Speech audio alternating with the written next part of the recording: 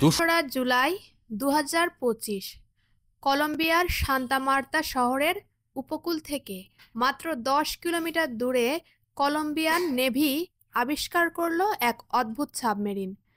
প্রথমে মনে হয়েছিল ভেতরে নিশ্চয়ই টনকে টন কোকেন আছে, কিন্তু সাবমেরিনে কোনো ড্রাগস নেই, এমনকি চালানোর জন্য একজন মানুষও নেই। অথচ সাবমেরিনটি সমুদ্রে চলছিল নিজের মতো করে। কিভাবে? তদন্তে বেরিয়ে এলো এটি নিয়ন্ত্রণ করা হচ্ছিল স্টার্লিং ইন্টারনেটের মাধ্যমে, অর্থাৎ ড্রাগ মাফিয়াদের নতুন আবিষ্কার, আনম্যান্ড নার্কো সাবমেরিন। কলম্বিয়ার ঘন জঙ্গলের আড়ালে লুকিয়ে আছে বিষাক্ত এক সম্পদ, কোকা পাতা। এখান থেকেই তৈরি হয় প্রাণঘাতী ড্রাগ কোকেন। বর্তমানে কলম্বিয়ায় প্রায় 2.5 লক্ষ হেক্টর জমিতে কোকা পাতা চাষ হচ্ছে, আর সেই কোকেনের বাজার কোটি কোটি যুবককে আসক্ত করে তুলছে। প্রায় 3000 বছর আগে আন্দিজ অঞ্চলের আদিবাসীরা কোকা পাতা ব্যবহার শুরু করে। তারা পাতা চিবিয়ে শক্তি, ক্ষুধা নিয়ন্ত্রণ এবং উচ্চ পাহাড়ি অঞ্চলে অক্সিজেন ঘাটতি মোকাবিলা করত। 1859 সালে জার্মান রসায়নবিদ আলবার্ট নিয়েম্যান প্রথমবার কোকা পাতা থেকে বিশুদ্ধ কোকেন অ্যালকালয়েড আলাদা করেন। ইউরোপে কোকেনকে তখন অলৌকিক ওষুধ হিসেবে দেখা হতো।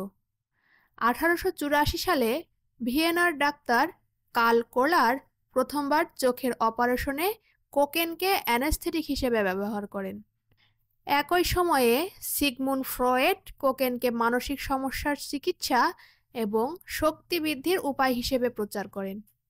1886 সালে আমেরিকান ফার্মাসিস্ট জন পেম্বারটন কোকেন মিশিয়ে এক বিশেষ পানীয় তৈরি করেন, সেটাই আজকের কোকা-কোলা।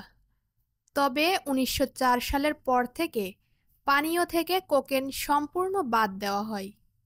1900 শতকের শেষের দিকে কোকেন ইউরোপ ও আমেরিকায় ধনী শ্রেণীর মধ্যে জনপ্রিয় স্টিমুল্যান্ট হয়ে ওঠে, কিন্তু দ্রুত আসক্তি, মানসিক সমস্যা ও অপরাধের সাথে সম্পর্কিত হয়ে পড়ে। 1914 সালে যুক্তরাষ্ট্র হেরোইজন নার্কোটিক্স অ্যাক্ট আইন পাশ করে। কোকেন নিষিদ্ধ মাদক পদার্থে পরিণত হয়। পরবর্তীতে বিশ্বের প্রায় সব দেশেই কোকেন নিষিদ্ধ মাদক হিসেবে ঘোষণা করা হয়। আজকের দিনে কোকেন উৎপাদনের মূল কেন্দ্র কলম্বিয়া, পেরু এবং বলিভিয়া। এখান থেকে কোকা পাতা প্রক্রিয়াজাত করে কোকেন হাইড্রোক্লোরাইড তৈরি করা হয়। পাচারের মাধ্যমে উত্তর আমেরিকা, ইউরোপ ও এশিয়ায় ছড়িয়ে পড়ে। 1988 সালে ফ্লোরিডায় প্রথম ধরা পড়ে একটি ড্রাগ সাবমেরিন। চলুন জেনে নিই তাহলে নার্কো সাবমেরিনের ইতিহাস। 1988 সালে ফ্লোরিডায় প্রথম ধরা পড়ে একটি ড্রাগ সাবমেরিন। 21 ফুট লম্বা সেই সাবমেরিন বহন করছিল প্রায় 1.5 টন কোকেন। তারপর থেকে বছর বছর এগুলো আরও উন্নত হয়েছে। Low profile vessel, fibre glass বা কাঠ দিয়ে বানানো হয়, রাডারে ধরা পড়ে না এটি। সেমি সাবমার্সিবল, এটি আংশিক পানির নিচে ডুবে থাকে, টনকে টন কোকেন বহন করতে পারে। ফুল সাবমার্সিবল, এটি পুরোপুরি জলের নিচে চলে যায়, ক্যামেরা, টয়লেট, স্নরকেল, পাইপ সহ উন্নত সুবিধা রয়েছে। এটা প্রায় 24 মিটার লম্বা হয়, আর এর গতিবেগ ঘন্টায় 11 থেকে 18 কিলোমিটার। এই সাবমেরিনটা পুরোপুরি জলের নিচে ডুবে যেতে পারে, শুধু ছোট পাইপের মতো এই অংশটা বেরিয়ে থাকে। এগুলোকে বলা হয় স্নরকেল পাইপ। এই পাইপের মাথায় একটা ক্যামেরা লাগানো থাকে, যেগুলো দিয়ে তারা আশেপাশের গতিবিধির উপর নজর রাখতে পারে। তাছাড়া এই পাইপগুলো ভেন্টিলেশন এবং ইঞ্জিন ঠান্ডা রাখতেও হেল্প করে। ভিজেলে চলা এই সাবমেরিনগুলোতে একবারে প্রায় 8 টন কোকেন নিয়ে যাওয়া সম্ভব, আর এগুলোর ভেতরের অন্যান্য সাবমেরিনগুলোর থেকে বেশি পরিমাণে জায়গা থাকে। এমনকি এর ভেতরে একটা টয়লেটও থাকে। এই সাবমেরিনগুলোতে বেশ কয়েকটা ডানাও থাকে। যখনই তারা বুঝতে পারে যে সামনে বিপদ আছে, সাবমেরিনগুলো জলের আরও নিচে নেমে যায়।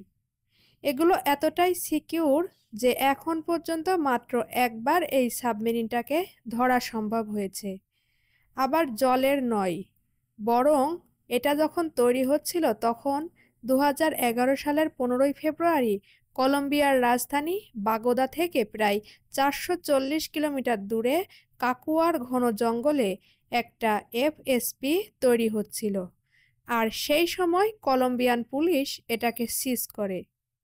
আনম্যান্ড টর্পেডো সাবমেরিন বড় জাহাজের সাথে বেঁধে নেওয়া হয়, বিপদ এড়াতে আলাদা হয়ে চলে যায়।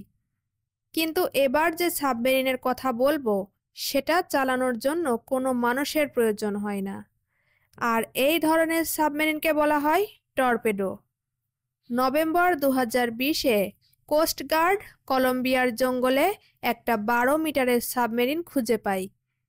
এগুলোর ভেতরে 10 টনের ইলেকট্রিক ব্যাটারি ছিল, যেগুলোর সাহায্যে দুটো ইলেকট্রিক মোটরকে পাওয়ার দেওয়া যেত, আর এগুলো একবারে 60 কিলোমিটার যেতে পারে, আর স্পিড মাত্র ঘন্টায় 5 কিলোমিটার।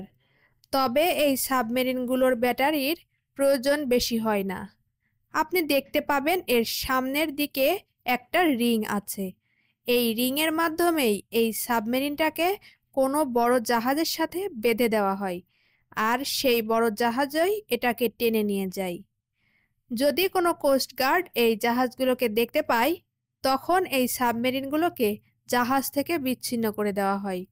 তখন এই সাবমেরিনগুলো নিজে থেকেই সামনের দিকে এগোতে থাকে, আর কোস্টগার্ড চলে যেতেই জিপিএস থেকে ট্র্যাক করে এগুলোকে আবার মাদারশিপের সাথে বেঁধে দেওয়া হয়।